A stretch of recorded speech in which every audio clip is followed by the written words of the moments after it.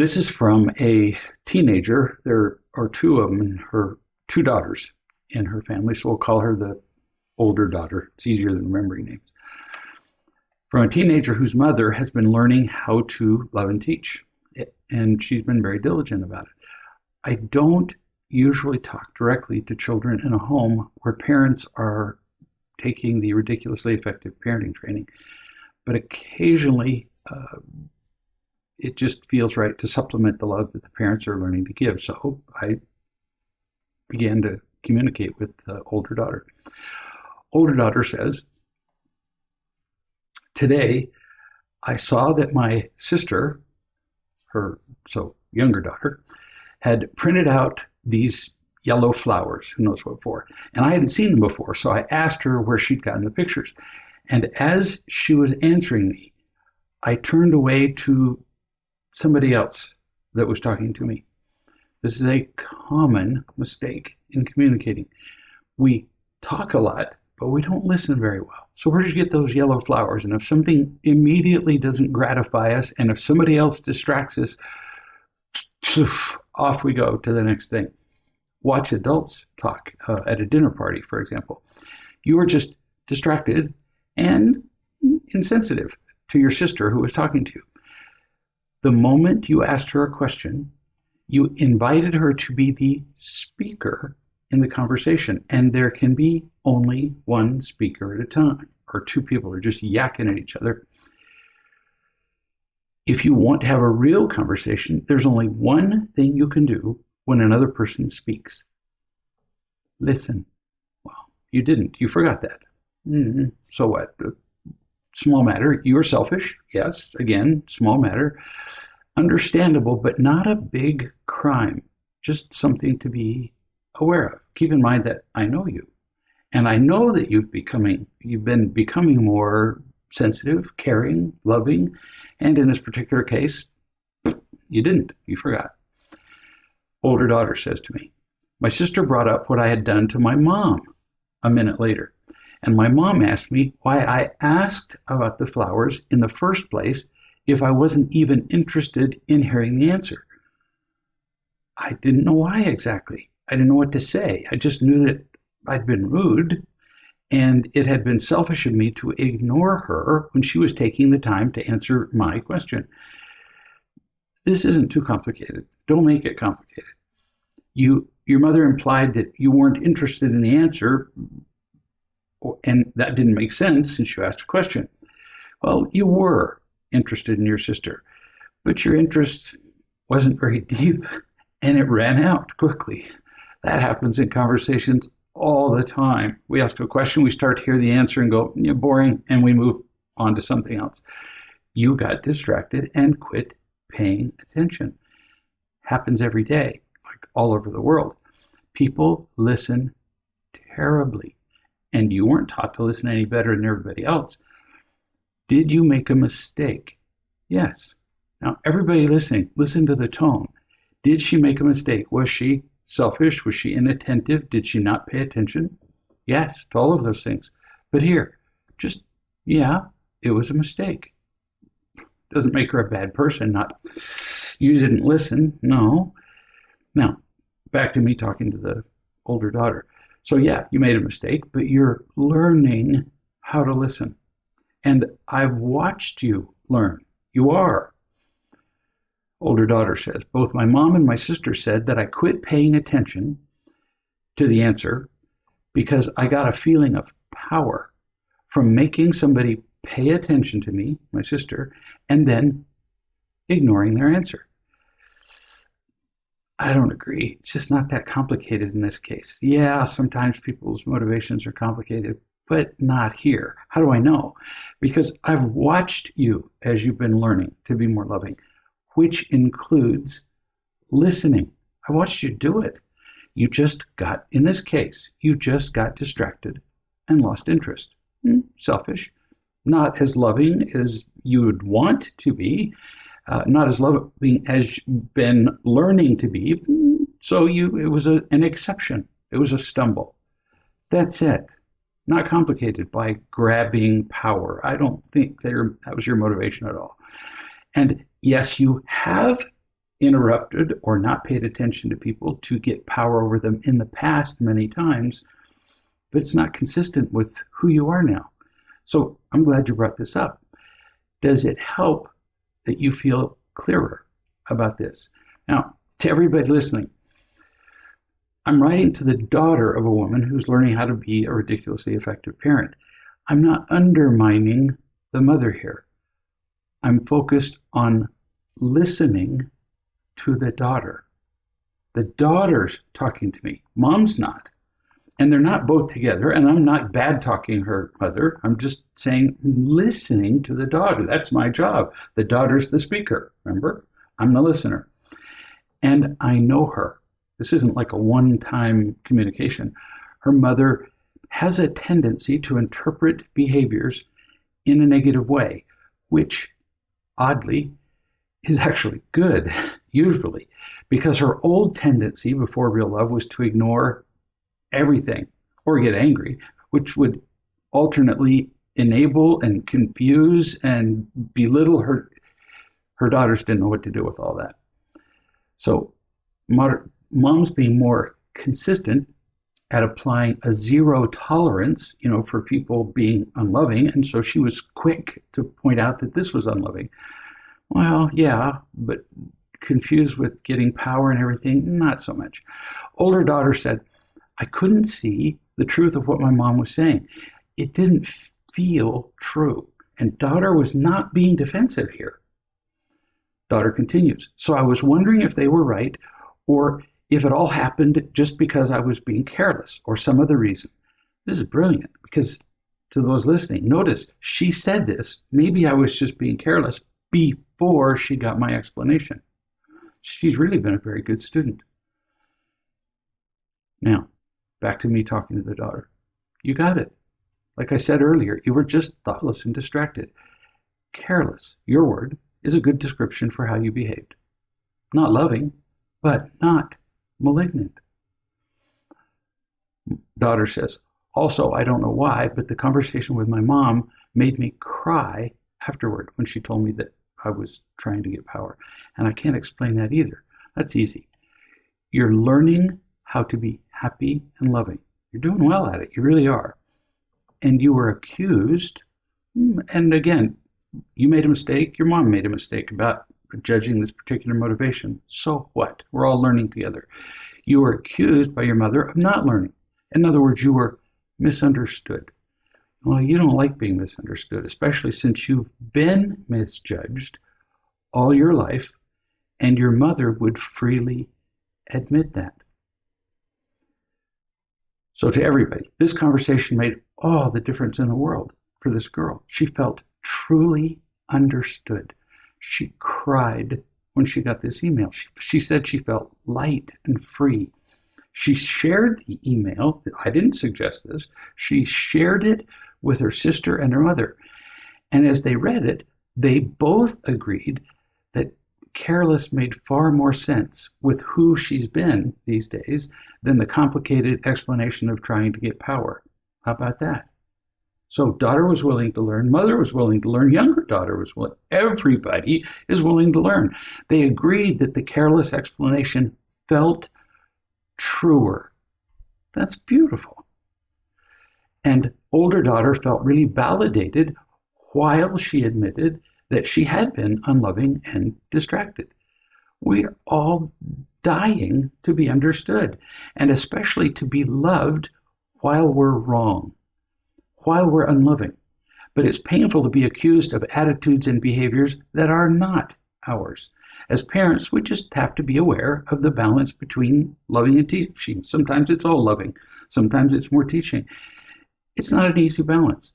So we just keep practicing over and over again. Daughter made a mistake. Mom made a mistake. They both learned from it. Everybody in the family felt more loved after this interchange, after the mistakes were pointed out, which is kind of half the reason to admit our mistakes, is to feel loved and accepted after we've told the truth about ourselves. New subject. Recently, a writer at the Wall Street Journal published a letter written by legendary investor Now, the Wall Street Journal refers to him as a legendary investor. I've never heard of him. His name is Paul Singer, and he talked about the current financial market and national situation that we're in.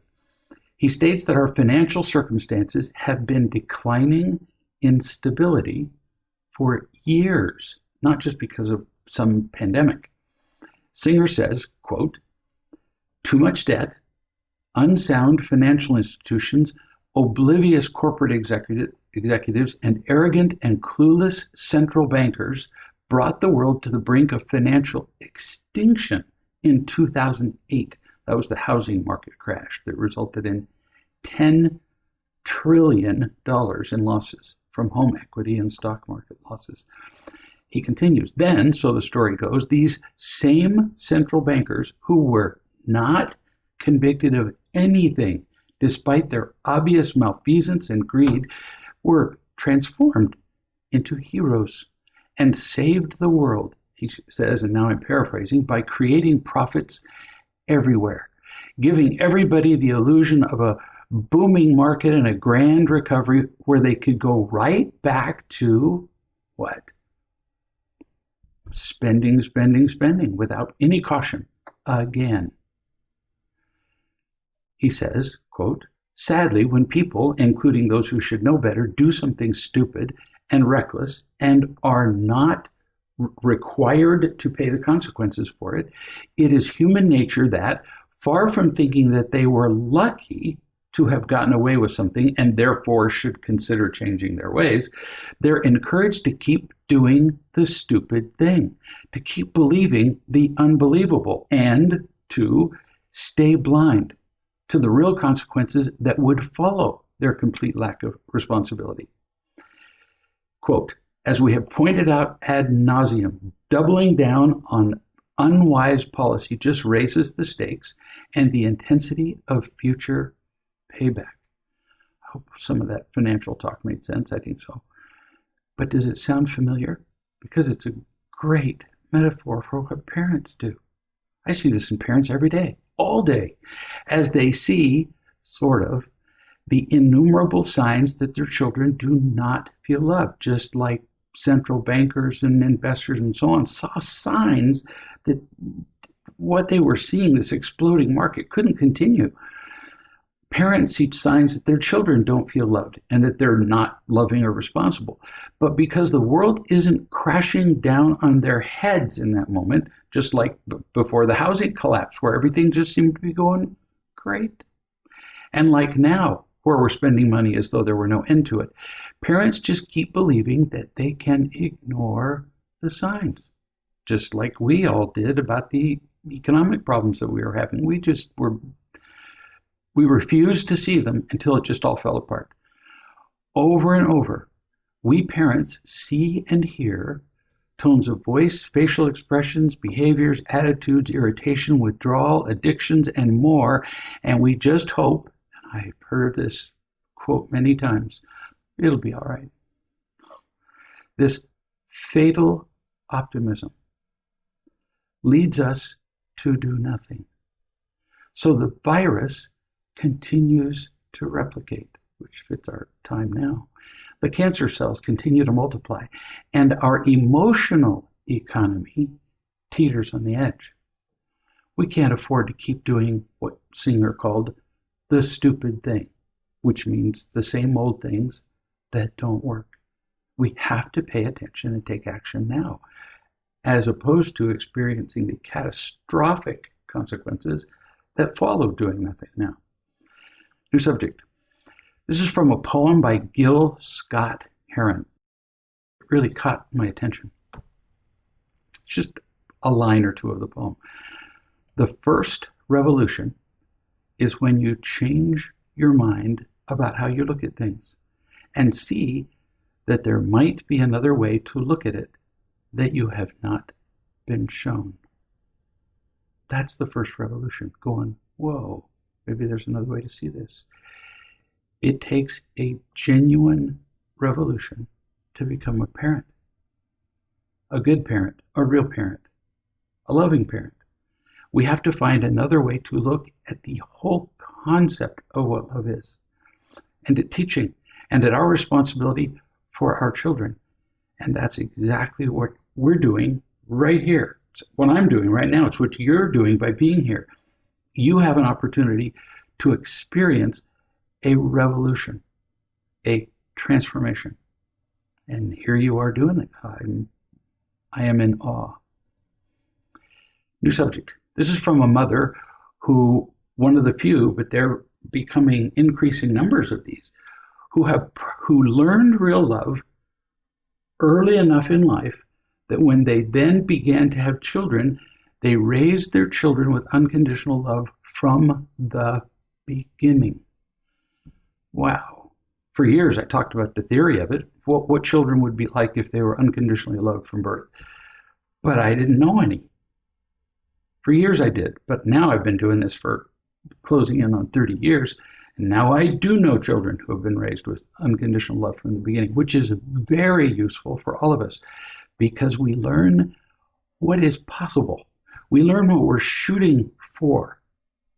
When Columbus landed in America, and I'm not going to get into the political debate about whether he was a barbarian who savaged the natives here or he was an explorer, but he made very little difference by himself when he touched the New World. He came here, 3 times and did, I put up a settlement and taught a little Spanish, but the immediate effects of him being here were very tiny. But he rewrote the maps for the entire world, and then there was a flood of changes that followed. Many bad, some good. We learn what's possible from observing parents who have raised their children by loving and teaching from the beginning. She describes her 8-year-old son, Bruce, who gets up in the morning with his own alarm. Now picture this, parents, because many 18-year-old children don't get up on their own with an alarm. He gets up on his own in the morning, sets his own alarm, gets up, turns it off. Nobody wakes him up. Then he gets ready for school, teeth brushed, whatever he needs to do, dressed, makes his lunch to take to school, and then goes and sits in a chair by the door. He doesn't have to be told to do any of this. Sits by the door, waiting to leave in the car. He sits in the chair 5 minutes before it's time to leave. There's no, where's Bruce? Where's Bruce? Bruce, hurry up. Hurry. How many times have you said this to your kids? Hurry up, we're going to be late. And it doesn't make you crazy enough to do something about it. This doesn't happen in this household. 8 years old. Second example. Mom says, yesterday, I got impatient, which even unconditionally loving parents do from time to time. We stumble and fall, just like the girl stumbled and fell in a conversation with her sister, as we were talking about earlier. She said, I got impatient and I told the kids, quote, go out and play in the front yard. You're bugging me. And I can just see this coming from her mouth. And Bruce responded at 8 with no concern whatever on his face. I think you should only say that 2 bugs. You're bugging me. And then, happily, he went out in the front yard.